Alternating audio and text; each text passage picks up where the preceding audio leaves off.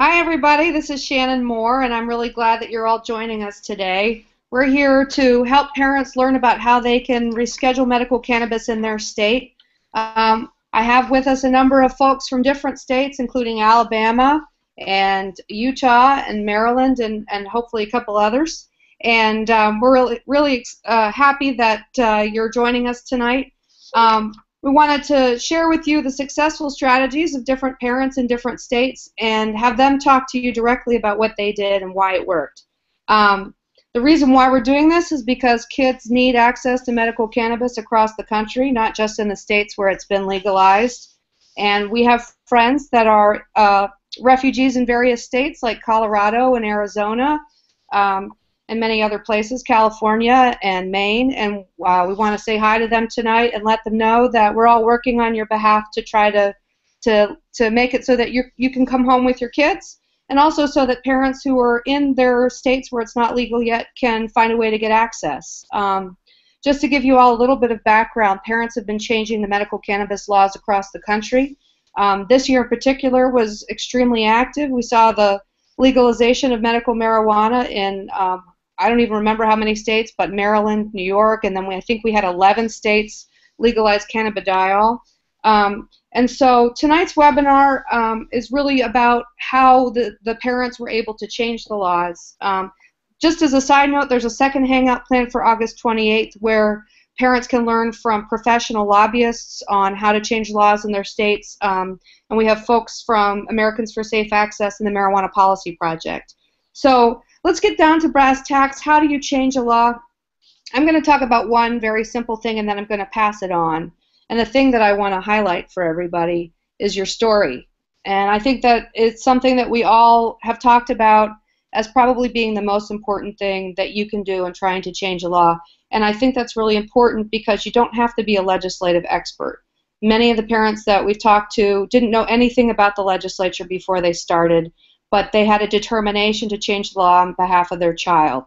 And so I think the takeaway message that we all want you to get today is that you too can change the laws on behalf of your child, and that the most important thing that you have in your arsenal is your own story. And what that really means is what it's like to go through the day with whatever condition it is that your child has. The conditions that my children have are seizures. I have 3.5-year-old twins, Nicholas and Byron, and they are the love of my life. And they're also severely ill, and they're on lots of different medications. And so when I talk to legislators about why it is that we wanted to change the medical cannabis laws, I talked about the negative consequences of the drugs that they were already on, and why it was important to me personally that we were able to try something different because my kids have tried everything.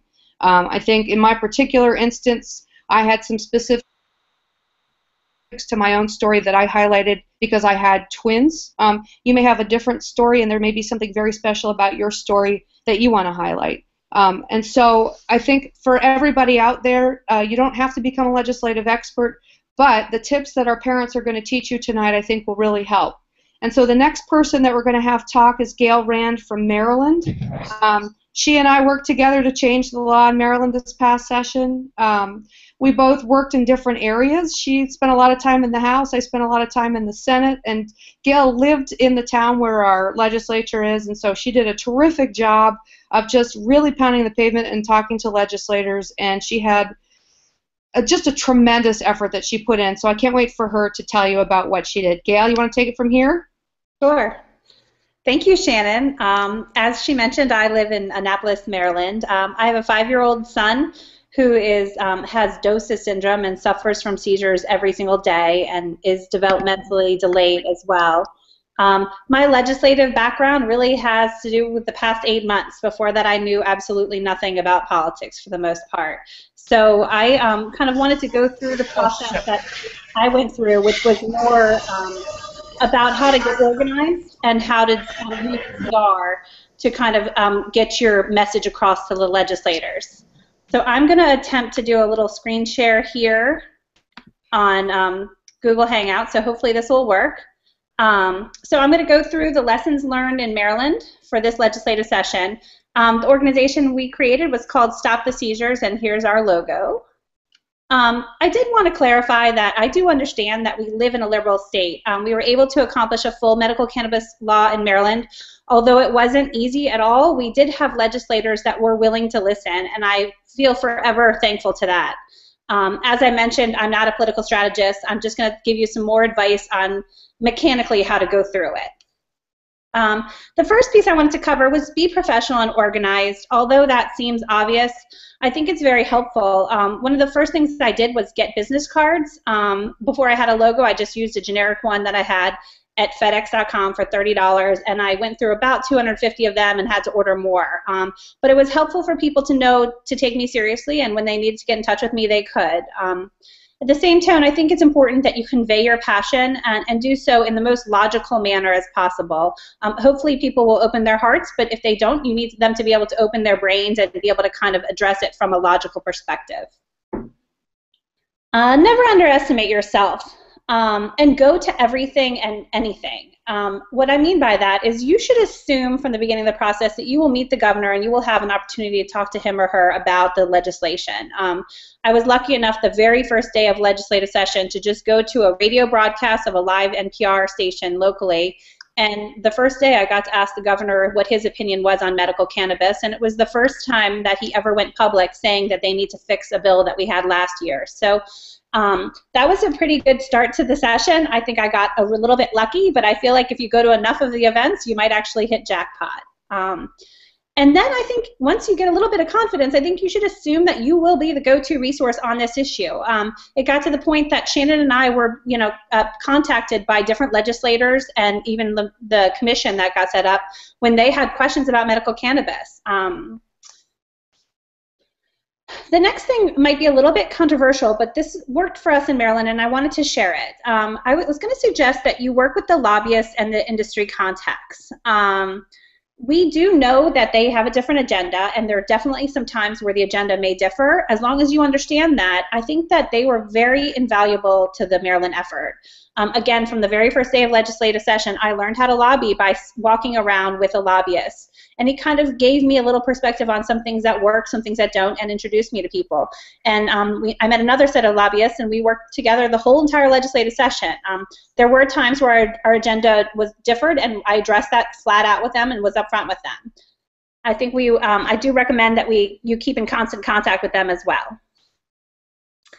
Develop a press kit or a legislator package. This was a new concept to me again, but I had a packet, a physical folder that I gave out to legislators every time I met with them that had pictures of Logan, of our story, our statistics about how many seizures he's had, how many medicines he's been on. I included some of the research that was most applicable, and then I also included a one-pager on the issue. This is an important thing that I learned about during the session, where it's just a one-page document at like 10,000 feet. A legislator can read about it, and if that's the only thing that they have, then that really pretty much tells the story. Legislators are still focused on hard copies. That was kind of a shock to me. I figured this digital age we'd be able to email, and it sort of didn't work that way. So I do recommend having copies with everything. And anytime you go to anything, bring your testimony, bring physical copies of items. Develop a consistent message and share it widely. Again, you saw our logo. We used it everywhere and anywhere so that people kind of considered us to be a force. I heard somebody mention at one point in time that the Stop the Seizures organization has been going on for 4 years, which was interesting because it was really That's great. It was about 4 months old at that time, but I think they had seen the logo so many times that they were used to it. I also recommend an easy to remember name. I worked with a PR consultant, was a friend who worked pro bono, so I can't take 100% credit for anything that I did. I used her guidance quite a bit, and that's one of the things I wanted to share with you. We also created a website. Again, my friend, the PR consultant, recommended this to me, and my first answer was, there's no way I have time to do a website, let alone the wherewithal. And another Maryland parent of a child with epilepsy rallied and offered to do the website for me, and it was a lot of work, but it was very useful because whenever somebody had questions, we were able to use that as a depository, and it saved me emailing individuals one-on-one once things got rolling really quickly. And then share the information with other parents so that they can communicate with their legislators as well. Utilize the press. Again, a new concept to me. We were able to develop a press contact list by utilizing another organization that does lobbying for a similar cause. And then also just be aware that the story may not come out as expected. I mean, you can tell your story the way you want, but there were definitely a couple times that I can think of offhand where the end result of the story was a little bit different than what our goal was. Write the story for them. I don't physically mean write the story for them. I mean basically be able to communicate to the press in a form that really the story tells itself. We also drafted press releases. We had some people giving testimony and wanted to publicize that, so those press releases were really effective. Organize a press conference. Again, this was a situation where we used the lobbyists quite a bit. They were the ones who actually drove the process to organize the press conference, and a lot of parents came out for it, and I thought it was very effective. Use social media. Again, I think I'm stating the obvious here, but it's so valuable. I wanted to make sure I made that point. A Facebook group for parents so that you could kind of privately discuss the strategy so that they can understand when they're talking to legislators, again, to communicate a consistent message. We also had a separate Facebook page for the public, thanks to Shannon, where we sort of touted our press and touted our issues, but really didn't discuss the inside strategy. We also used a Twitter tag. I got on Twitter only because of this effort, knew nothing about it really before, but a lot of people were using the hashtag Stop the Seizures, which was really kind of neat to see. Create a video. I had a video based on Maria LaFrance's idea of Logan, and I was able to get it down to about 3 or 4 minutes, and I shared that widely so that people could see Logan and put a face on this issue. Get to know the legislative aides. I got to be friends with several of them, and they know really more sometimes than the legislators. They are extremely valuable. Do not ever hesitate to meet with a legislative aide just because the legislator themselves is not available. They have thousands of bills, so I took it upon myself to keep them informed often about what I thought the situation was with the bill, especially towards the end as things were getting a little hairy. Use your friends. Okay, so don't use them, of course, but please don't hesitate to ask for help. That seems like such a basic concept, but I know as parents with special needs, it's sometimes really hard to ask for help. This is a situation that I really felt like my friends could rally around. I felt like they wanted to help and didn't know how. So I worked with them, several different friends, on a pro bono basis, and they knew that from the beginning. We had a professional relationship. I was kind, but I had specific expectations, and they were amazing. Like I said, I had a friend who's a PR consultant, one who did a website, one graphic artist that did the logo, and I had another friend who was in marketing who helped to write a press release, and they really felt part of the cause and helped me in so much. Know the bills better than anyone else. There were definitely times that I was talking to legislators and they were confused about the bill and I needed to clarify. I was able to get up to speed very quickly using some of the people at Americans for Safe Access, specifically Hunter Holloman and Mike Luzuski. Of course, I am lucky that I'm geographically close to them, so they were able to meet with me physically sometimes. So, but they helped me understand some of the nuances of the bill, some of the things that are concerning, that aren't concerning, so that it got to the point when I was talking to somebody, not only did I feel confident, but I felt like I could communicate and even educate them a little bit. The legislative process here in Maryland was extremely complicated. There was conference committees and differences between the Senate and the House. I don't know how complicated it is in other states. It took me quite a while to get up to speed, but again, it was very important. That's it for my presentation. If you have any questions, please don't hesitate to check out our website at stoptheseizures.org. Specifically, there's a tab called Resources, and under there, there's a Parents Corner. And on that information, I've put a lot of the one-pagers, the testimonies, different documents, I think a press release, and some other information that may hopefully be helpful to people throughout the country. And if there's something else that you want to know that I don't have any information, please don't hesitate to email me at stoptheseizures@gmail.com. That's it. Thank you so much, Gail. That was totally amazing. As probably tell, Gail was a powerhouse in trying to change our legislation, and I want to introduce you to our next powerhouse, which is Jennifer May of Utah. Jennifer and Annette Maughan passed an incredible bill in Utah which nobody thought was possible, and they did it through an incredible amount of hard work. And so I really want to congratulate you guys on what you did and give you a chance to talk about what you think you did that made it successful. So Jennifer, you're on, and if you and Annette want to tag team, I'll try to be careful about the video going back and forth. We're going to be just splitting our time, so we've kind of sorted through that. Tell me again how much time I have to cover so I make sure to plan correctly. I'd say like 5 to 10 minutes. Okay, excellent. So I want to just do a screen share. Are you hearing me okay? Yeah, we hear you great. Okay.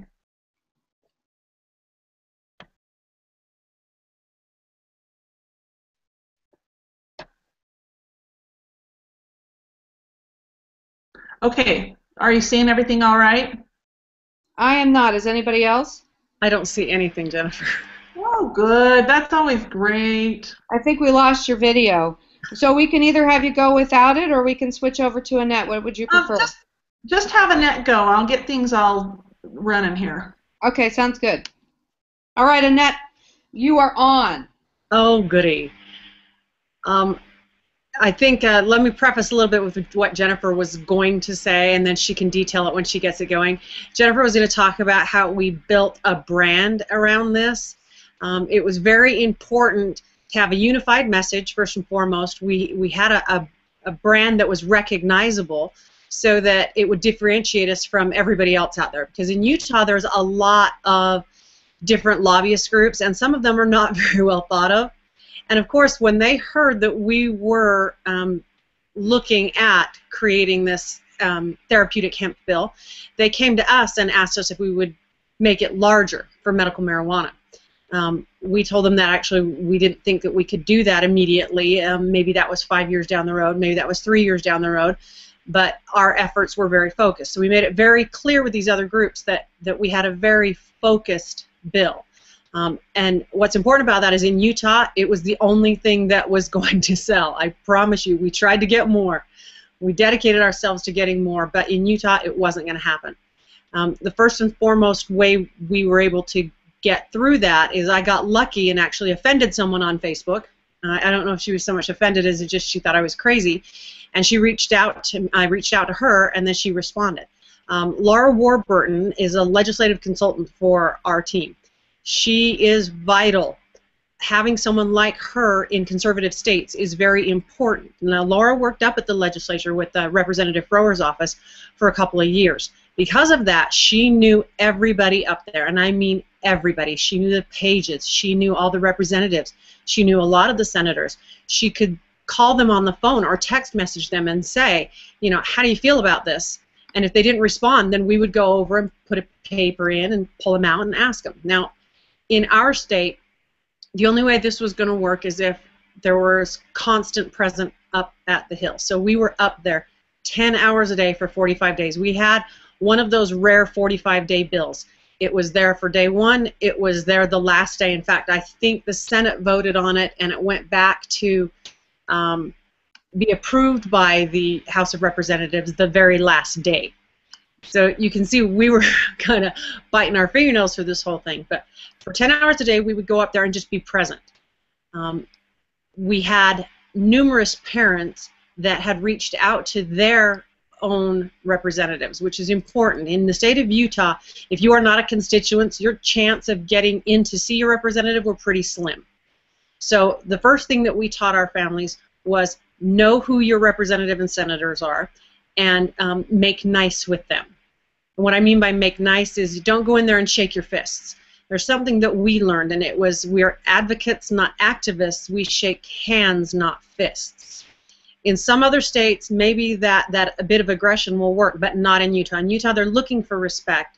They want respect, and we want the same thing in return. So that mutual respect worked very well for us, so that when we were up at the Capitol, they knew that they could trust us. They knew that we had information that we were going to present that was not going to be a lie.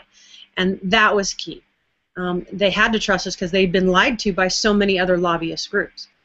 You are a citizen lobbyist. You have every right to be there as long as you're respectful. They will ask you to leave if you're disrespectful. In our state anyway, they were more than happy to say, you know what, you need to go now. And they would call the green coats, as they are called up at the Capitol, and they would ask them to escort people out. We didn't have to walk on pins and needles because of that respect. We just had to make sure that we had our facts straight. So know who you're talking to. Be their constituent. Don't go overboard by contacting every other representative that's in the House, because they'll get tired of it. They're tired of hearing it. They don't want to see the same people over and over and over and over again saying, I represent your constituent. They want to see your constituent. They want to hear exactly how their constituent feels so that they know if they're going to vote him out of office or not. And that was actually key during the final stages. We had a senator holding out. We had his constituent go down there and actually give him stories of the children. Now, we didn't start our whole campaign by giving them all 60 stories. We started with just a little handful of stories. These are the kids we're talking about. These are the people we're talking about. Our bill isn't just for children, it's for adults as well. And they got familiar with us so that when we went down there and showed them more and more children, they thought, wait a minute, this is as big as they said.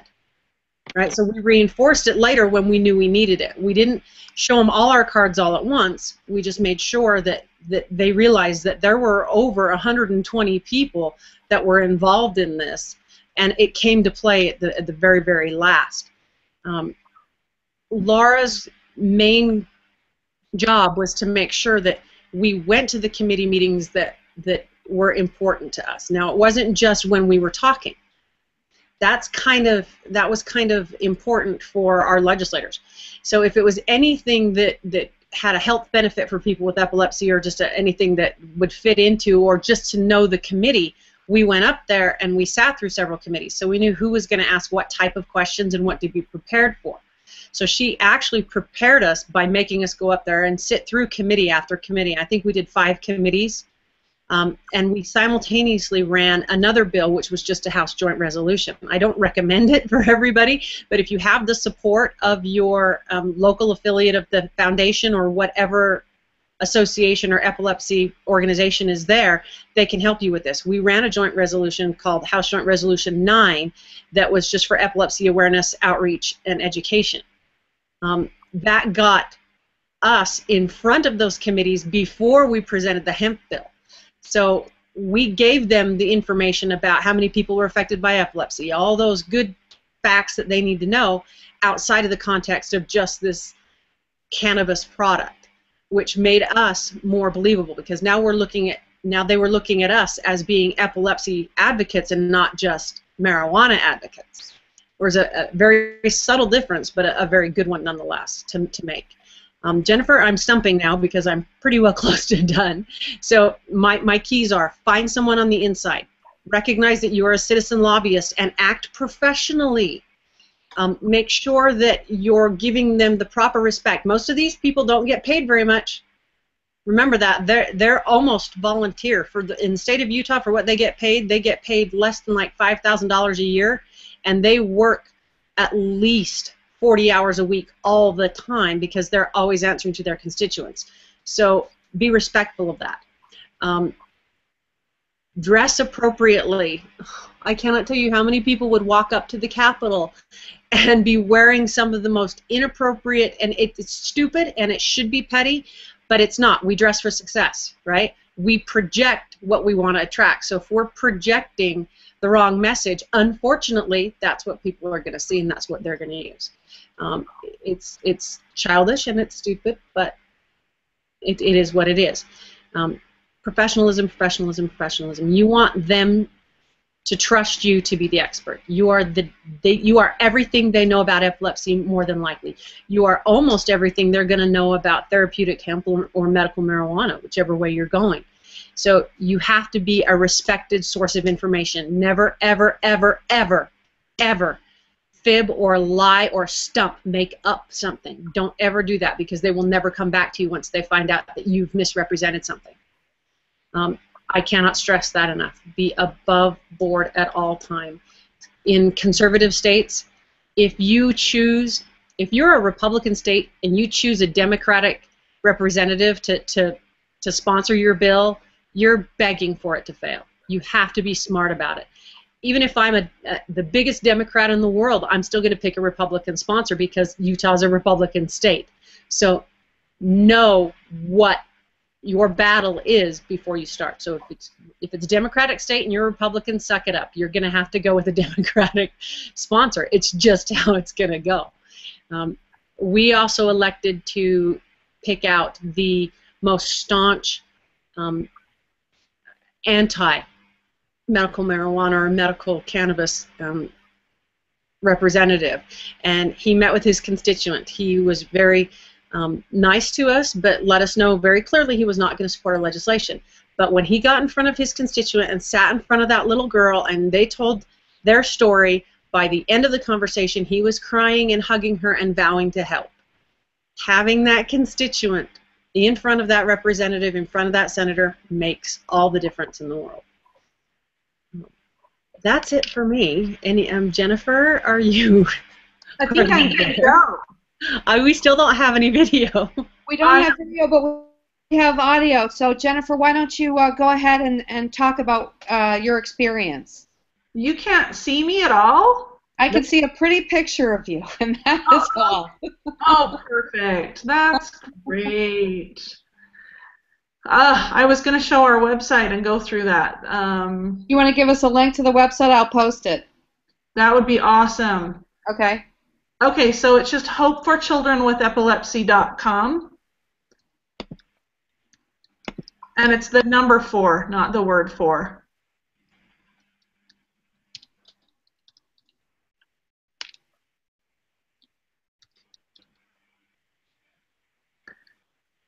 Let's see. Hope for.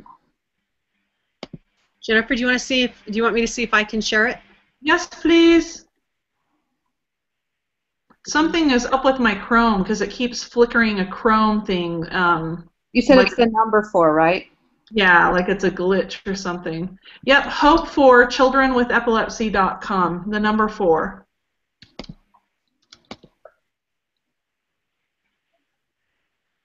Okay, it's loading up on mine. Okay. Are you able to go from screen to screen with that, or just stick on one picture? I think I can. Let me try. Okay, awesome. Well, I'll just start talking while you're doing that. Will that work? Yep. Here, Okay. I actually have it up. So Jennifer, if you want to tell me where you want me to go. Okay, yeah, just front page to start with. Can you expand it so that we can see the whole thing? Sorry. If we got it, it looks great. Okay. I can't see it now. Hold on, let me click on. I got it. Okay. So this is our website, and I just had my brother do it with we used WordPress and Bluehost, I believe. Is that right, Annette? Yes. Something that was just pre-designed. He purchased a theme. He is a programmer, but we wanted to keep it simple, and he set it up so that I was able to enter all of the information myself and manage it and move things around the way I wanted. So I just wanted to run through the website because that is where we kept everything that we felt was important. So I thought I would just touch on a few things. At the bottom of our front page, of course, is for flash and show. We want them to see the kids. We ran what we call a little black and white campaign. Gray matters. It's really black and white. Gray matter, your brain. Some people don't get it, but anyway, we thought it was cool. So we have a little blurb about each person, each child, but just a few sentences, and then why this is critical to them. And so it just scrolls through, and because we have 60 families in our group, we would switch these out every couple of weeks. And then, of course, we have our Twitter feed. We have our sponsors. We felt like that was really important to have right front and center because they're both Republicans. They're both known to be very staunchly anti-drug. One is an attorney, and so that was important to us because they're respected. Below that is the link to our bill and an explanation about it, but we added that afterward. There's a subscribe option here, and what's really important about that is that we needed to develop an email list so that we could quickly contact our supporters. We didn't need to rely solely on them being on Facebook, although we did use that extensively. This was so we could quickly send out an email blast if we needed to give our supporters some specific instructions and some updates. And we made a point of not using that frequently so that they would not remove their names from that list. Down in the bottom, we have follow us, which is your standard. Contact us.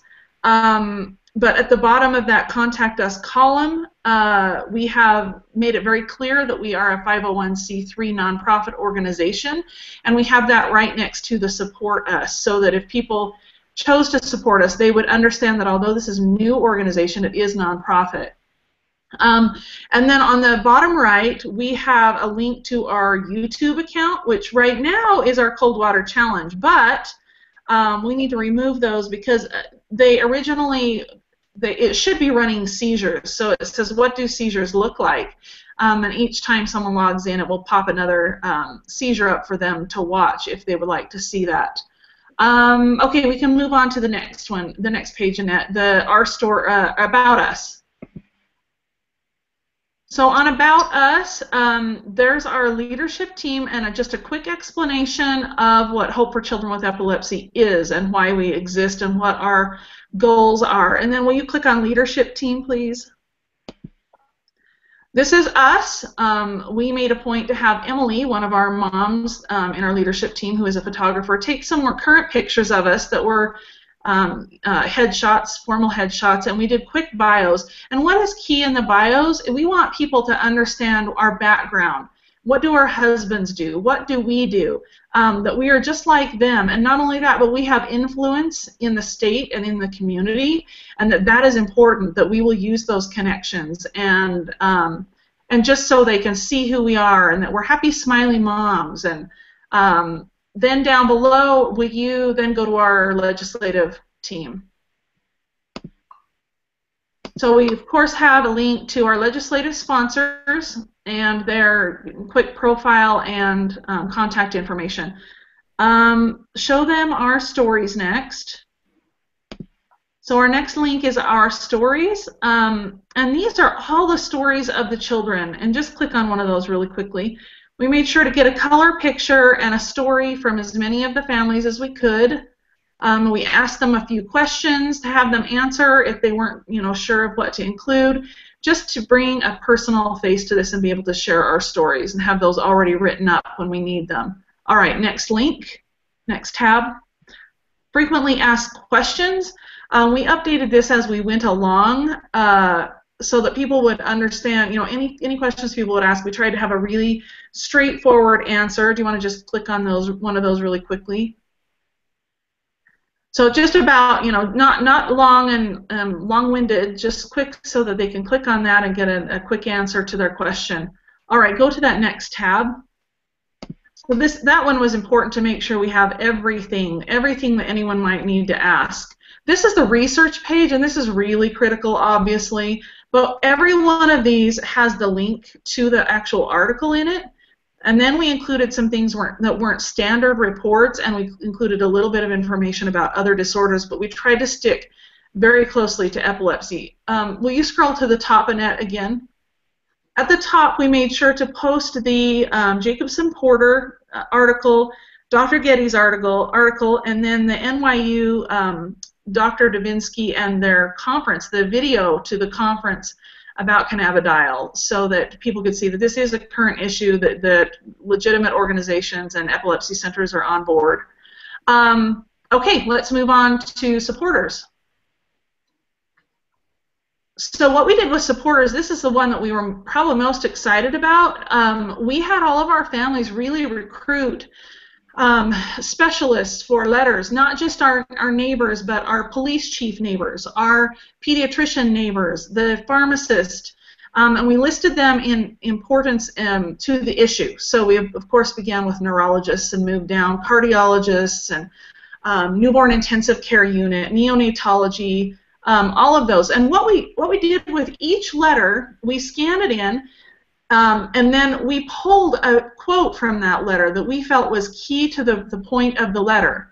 And we quoted that, and then we placed the link to the full letter underneath it. So if someone wanted to just scroll through and get an idea of what each supporter was saying they could do that, but they could also link to the full letter. Will you click on one of those really quickly, Annette? Yeah. We made sure that we got all letters on letterhead. Well, that one's not on letterhead, but it's yeah. it's a paper letter with an actual signature on it, not an emailed letter. So we made sure that they could see that this was the real deal and that these physicians and supporters mean business. We did include like some therapists and such like that. So okay, we can move to how to help. So our How to Help page is what we have kind of bolded on the website, and we would direct people to this. We have Get Involved Personally, Professionally, and Contribute Financially. So will you click on Personally? Under Personally, we have Register for our email list. So we have these outlined by step. Educate yourself, then educate your friends and family. Tell them to go like us. Tell them to share the things we post. Reach out to professionals to request letters of recommendation. We have links to the press kit. We have links to the page on the website. We have links to a request for letter of support that they can give to their professional to ask for a letter. And then write to your legislators. We have step by step. We're telling them exactly what to put in the description or the subject line of their email, so that it doesn't end up being filtered by the aide in the office, and so that it makes sure to grab their attention. And the best key is to say, I said, be sure to place the following statement in the subject line of your message. I am your constituent, Jennifer May from Pleasant Grove, Utah. Please vote yes on HB 105 plant extract amendments. That will, if you're explaining to them you are their constituent and exactly what city you're in, they are more likely to look at that. And another little key is if you can coordinate it with your families, the best thing to do is to make sure that your emails hit their inbox the night before your subject will be heard in committee, so that the aides filter those out and make sure that your legislator sees them. And then we put specifically ask for support of, quote, Representative Gage Frower's HB 105 plant extract amendments. Refrain from using the terms medical marijuana. Just some quick tips like that. How to help professionally is just, again, submitting a letter of support, and then contribute financially at the bottom there. Those are obvious, but I want to, before I wrap up, just quickly to the media page. We have here all of our press releases for reference at any time, and then a link to our press kit and legislative inquiries. If any time they want to contact our legislators, there's the link there for that. One thing that I would like to say before I wrap up is that with the media, we made sure to keep a spreadsheet. I was a media contact on that, and what I made sure to do is anytime a media personnel contacted me, I made sure that I saved that phone number, because if you can get an anchor's cell phone number, that is awesome. So you snag any information you can get when they contact you and keep it in a spreadsheet. Send your press releases to them. Send them little interesting updates. And then even utilize your text, but be courteous. We're very careful to never contact the media until it's a significant event. It's something that is significant, and they're not going to get sick of hearing from us. They're going to know if we contact them, then it is important, and it is something that they will be interested in. And that, I'm sure, is more than my time. So thanks so much, and thanks for helping me with that, Annette. Okay, no worries. You guys, that was terrific. And up next is Gena Dalton, and Gena is from Alabama. And Gena, we're really excited to hear what you were able to do in Alabama to get your law passed. Yeah, let me just start off by saying I'm a horrible speaker. I do science and math for a living, so I was not very good at speaking publicly. So hopefully I can get through this without too many bumbles here and there. So I'll start off talking about me and my daughter. I think we're a little bit of a unique case for the legislators in Alabama and around the country. My daughter Charlotte was just diagnosed with Dravet syndrome around June of 2013, so she's only been diagnosed a few months. So she's still a typically developing child. She is just a typical 2-year-old. Seizures are becoming more frequent as Dravet syndrome progresses. And so it was important to me for these guys to meet my daughter, to see her, to relate to her with their own families, and see that she is a typical child, that your child too could be affected. It's not just children who are out of the gate born with a special needs. It could develop over time. So that was kind of important to me to get across to our legislators. Let me say, with Alabama, you guys are rock, because we didn't have many fancy logos or web pages. We didn't have any of that fun stuff. No marketing really of any kind. What we did have, we had a Facebook page, we had a private family group, and we had a huge media campaign. If you Google myself or Dustin Chandler for Carly's Law, you'll get all kinds of hits for interviews that both he and I did. I covered most of North Alabama. He got Central Alabama, and we had another family in South Alabama that covered almost all of that media, all of those media outlets. So we did what we could to cover the state. Also, Alabama is extremely conservative, so we made sure to, become friends with the conservative talk radio.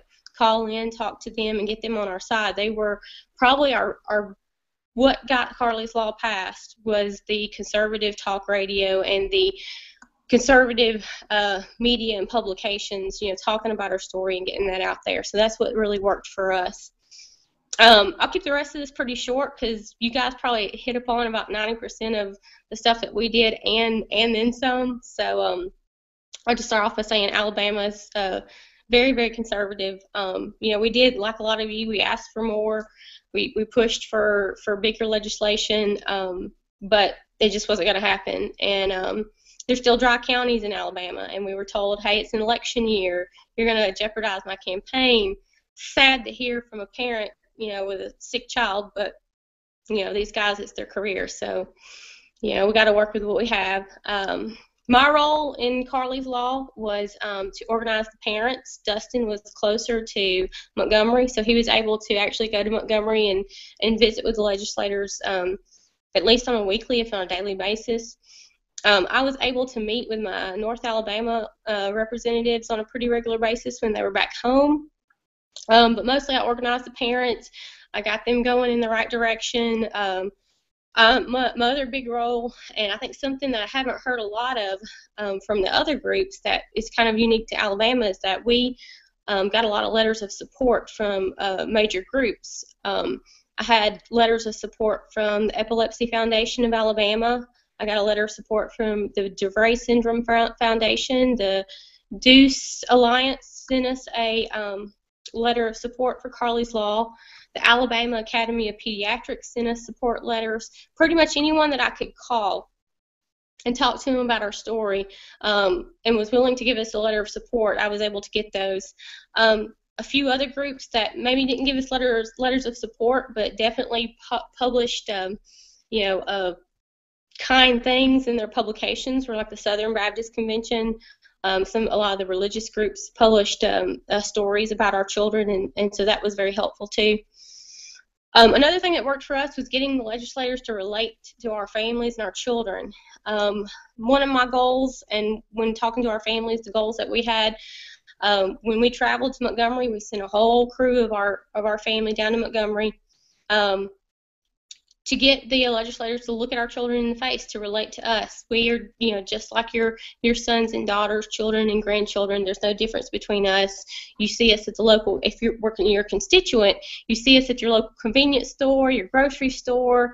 We're right there with you. If we're having to hold a fundraiser for medical expenses for our kids so that we can move to Colorado, it's going to kind of be on your back because we're in your district. So that was something that kind of worked in our favor. So getting the legislators and our representatives to look at our families and to not see us as advocates for any particular affliction or medication or whatever, but to see us as a family just like theirs was something that definitely worked in our favor. I think someone mentioned earlier on to kind of check your emotions at the door. It's easy when talking to some of these legislators to get very upset when you hear things like, well, it's an election year and you want me to vote for a cannabis bill. I don't know if I can do that. It's, hard to swallow when you have to go back home and tend to your child who has a seizure disorder and may not make it till tomorrow. If Lord willing and the creek don't rise, you SUDEP or something like that doesn't happen. So that was something that was a little bit difficult, but I made sure to, like one of the families earlier, I think from Utah mentioned, was to be professional. Even if you do hear something that doesn't quite sit with you right, remember these people don't have children like ours. Be respectful, and just try to reiterate that this could be your child, this could be your family, that we aren't that different from you.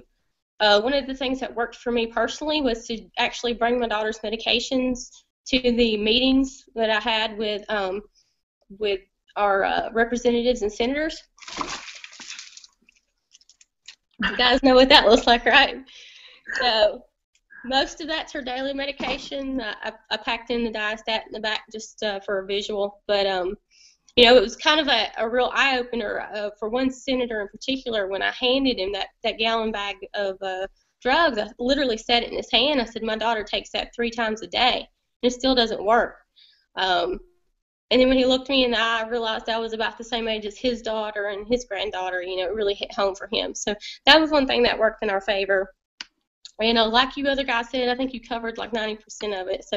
So you guys are awesome and an inspiration. I need to go back and take some more notes and start making folders with stories and stuff in it, because those are good ideas. So that's my story. Thanks. Gena, that was really amazing, and I've learned so much tonight so far, and I'm looking forward to our next speaker, Maria LaFrance from Iowa, and Gail was the first person who told me about Maria. She had learned a lot of things from Maria from Maryland in terms of organizing what we did, and so we've benefited from other parents, and it's exciting to finally meet you in person, kind of, and to learn from you about what you did. So Maria, you want to take it away from here? Hi, I hope this sounds okay. My husband brought me to a restaurant. Okay, so we're outside a restaurant. But first of all, I copied things from many of the other amazing moms that are here. So I guess I just looked in my state, wasn't very familiar with the issue, and right away, contacted my legislator first, and they said that there was a legislator in a different town that was very sympathetic to the issue. So then I contacted him, and then, he helped me understand a little bit more about how the state works. So he's the real hero. He's been trying to get a bill for 10 years in Iowa, a full cannabis bill. So I guess if you don't know where to start, just start with your own legislator. If there already is something in the works, just join up with that, because no one can get anything done by themselves. So I was very fortunate to have some amazing, amazing moms. One that is Rachel Selmeski, who has moved to Colorado.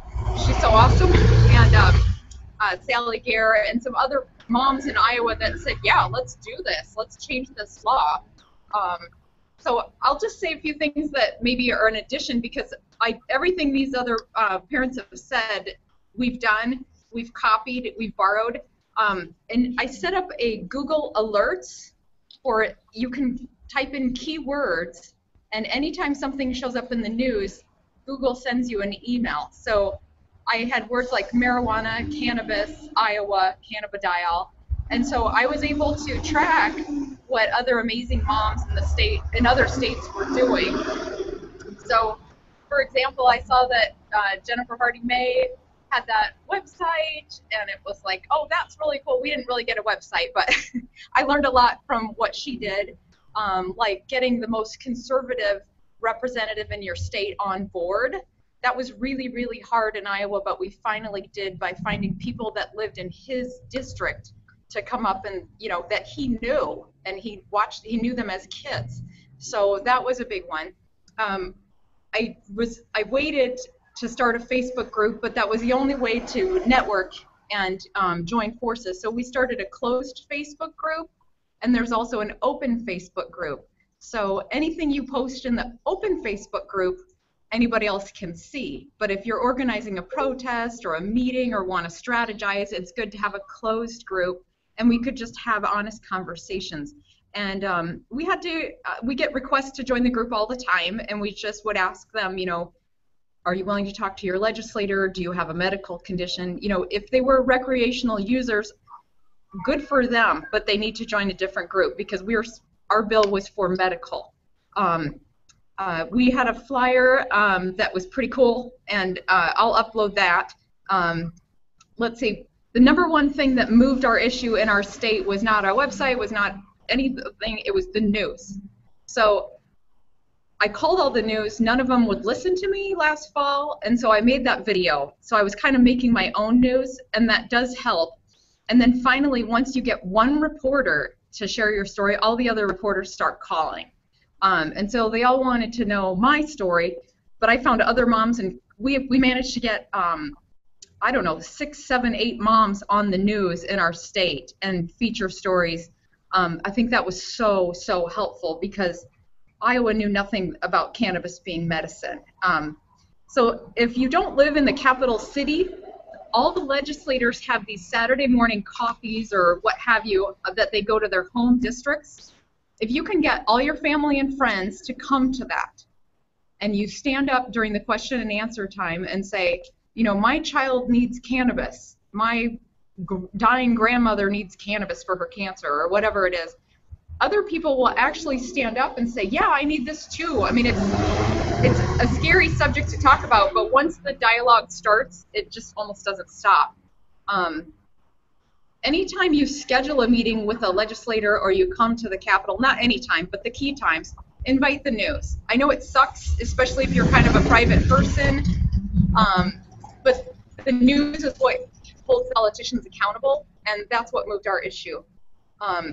We did a letter to the editor campaign early on. I think that helped. The bill sponsor was so good, and he organized like little information sessions at the Capitol where we could come, and he invited people, and he actually kind of commandeered some of the public hearings that were private to the general public, so nobody came in reeking of marijuana or anything like that. People just with real stories were able to tell their stories in front of senators, and the senators just had to listen, even if they were opposed. Again, we copied what other states did, so we saw that Minnesota protested outside the governor's office, and our governor has been staunchly opposed, so even if we had a bill passed, he wasn't going to sign it.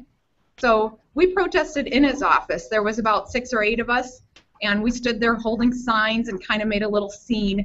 The news didn't report about it, but it was enough to embarrass the staff that they arranged us a meeting directly with the governor.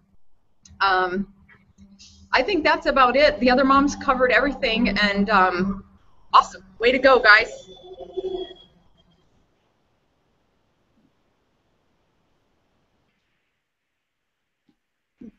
There Sorry, you go. I muted myself because I had a crying baby and I forgot to turn my voice back on. But we had a question from the audience in Facebook about whether there was a concern about a 501c3 versus a 501c4, which are different tax statuses for nonprofits when it came to citizen lobbying and what you did with the money you raised. And I think that might have been directed at Utah. And Annette, you have an answer for that. Do you want to say?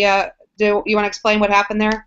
Right, absolutely. Because the EAU is a 501c3, we just made Hope for Children a subordinate of that, and then we can expand our H4 or our 501c3 status. Now, what we were very careful with is that we did not promote one legislator over another, so that it would appear that we were working for them, which is very important when you're trying to keep that C3 and C4 designation. So if we had come out and said, yay, this is a really good person and we're lobbying for that person to be reelected, then we lose our status as a C3 and have to go with the C4, and then of course there's tax ramifications.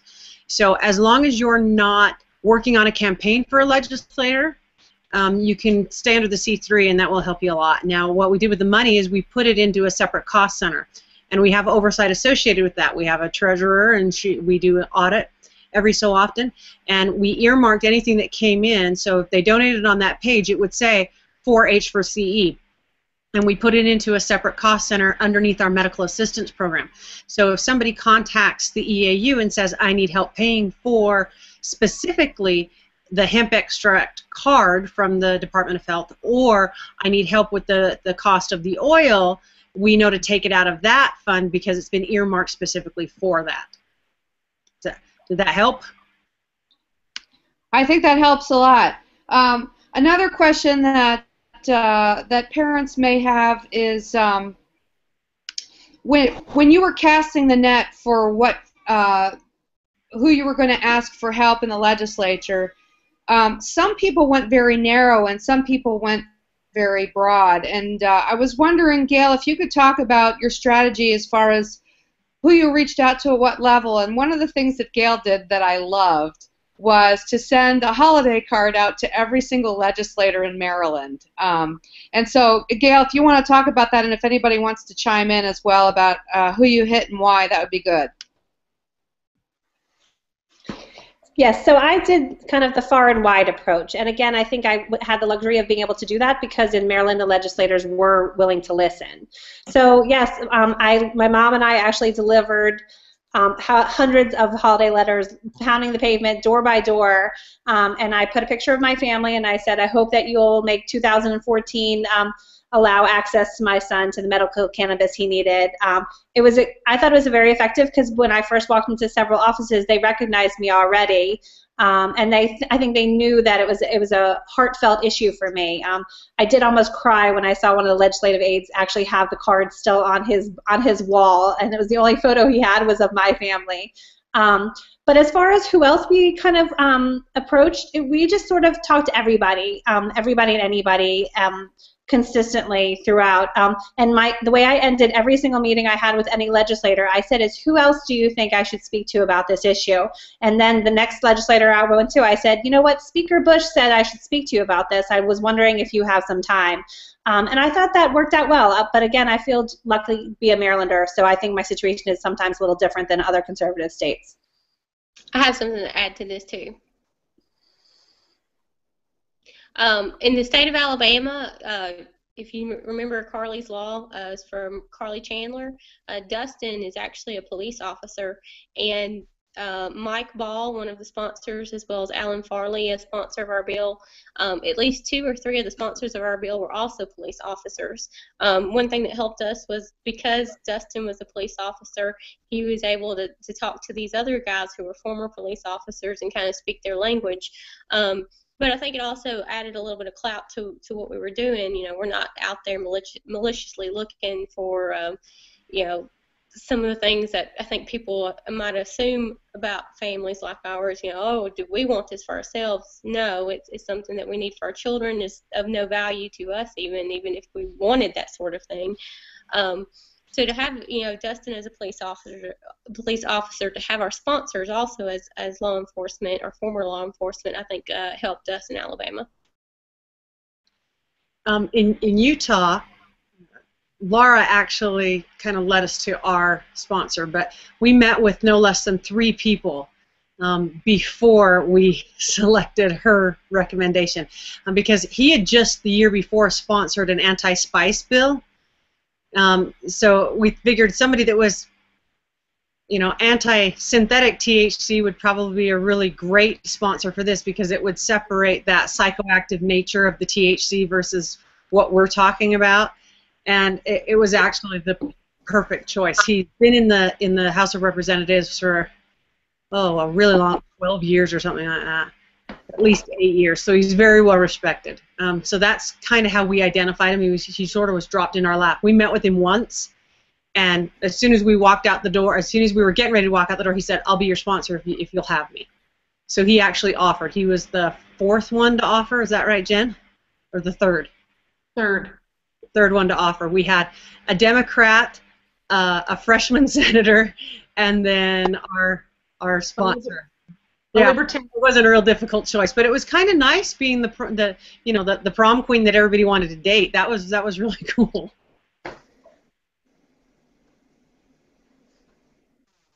We have a question from Jill Swing, who's in. Let me paste it here, which is, who did you consult with for technical information for your bills regarding THC versus CBD levels or anything else about medical cannabis specifically?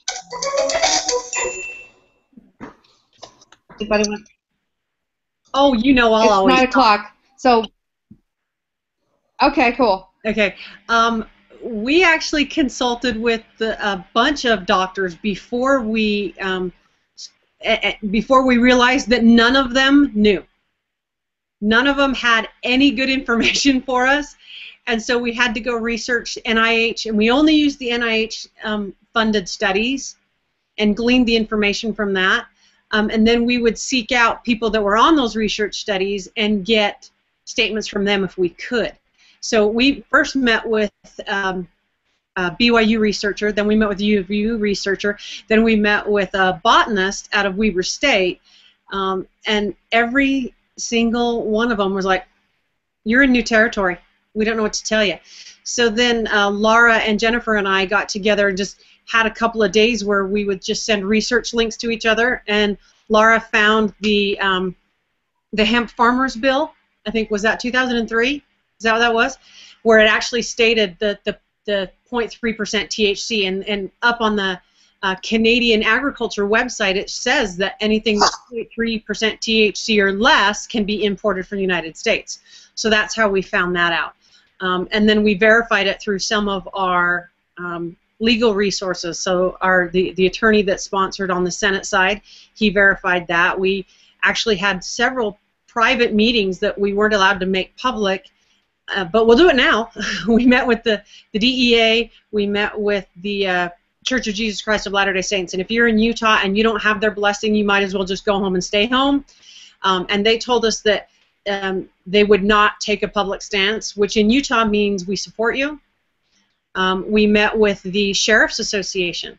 If you don't think that wasn't a terrifying meeting, holy cow! And they were at Shields, so we were in this hunting department having this conference meeting with a bunch of sheriffs, and every one of them said they fully supported us and that they would escort us across state lines to pick it up, but they would not make that public statement. So sometimes the public support isn't nearly as important as that private support, but talking to them and asking them what they knew, those sheriffs, what they knew about what the THC cutoff was, they said as long as that test comes up marijuana, that's how they determine it. He said, so if you don't think that your kid's gonna what was it, pee blue, I think he said, then don't worry about it. We won't worry about it. So it was kind of interesting. So we had to do all the research ourselves, and it's only now that it's been validated by some of the federal bills that have gone through. So right in the middle of this, right, the Agriculture Act of 2014 came into play. I mean, right in the middle of it, and it validated the research that we had done, which is the 0.3. So Gail looks like she wants to say something. Well, my situation again was different, so I didn't need to know the technical differences between THC and CBD, but I also wanted to sound educated at a high level. So and if anybody knows me about this effort, they know that I really do support the Americans for Safe Access.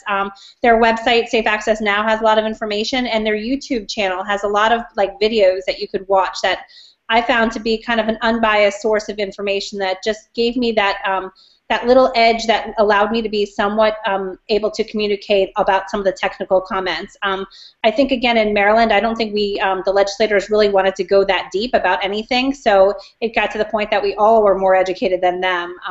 And I did leverage the research documents as well from theanswerpage.com is a website for CME for medical professionals. And the third thing I wanted to recommend is, like Maria mentioned about the Google alerts, I also have a Google Scholar alert for medical cannabis. So when anytime there's new research, sometimes positive, sometimes negative, it shows up, and I can also be abreast of anything that's current as well. Well, folks, I think that's probably it for our webinar for tonight. So just a couple of things before we get going here. First of all, I wanted to let you all know that all of the speakers tonight are members of the Parents Coalition for Rescheduling Medical Cannabis. And so not only have we all been working on state laws, but we're also working on changing the federal schedule from cannabis to 3 or lower. And you're welcome to join us. We have a group on Facebook, and I also posted links to our blog. We have a public page as well if you just want to get updates. And I also wanted to remind you again that we have another webinar on the 28th. I posted a link to that, and there's also a link on Facebook, and that's Help for Parents from the Pros. And most of all, I wanted to thank all of the parents who were able to speak tonight. I don't know if you can hear my baby screaming in the background, by the way, but he's there. But I wanted to thank all of you tonight for taking time away from your families, as I know you did many times in passing the laws in order to help people in other states. And thanks to all of you who listened in on this. I really appreciate the fact that you're interested in helping other children and not just your own, or you wouldn't be here. So thank you so much, and we're going to stop the broadcast here if everybody wants to say goodbye. And thank you very much. Have a great night. Bye. Bye, everybody. Bye.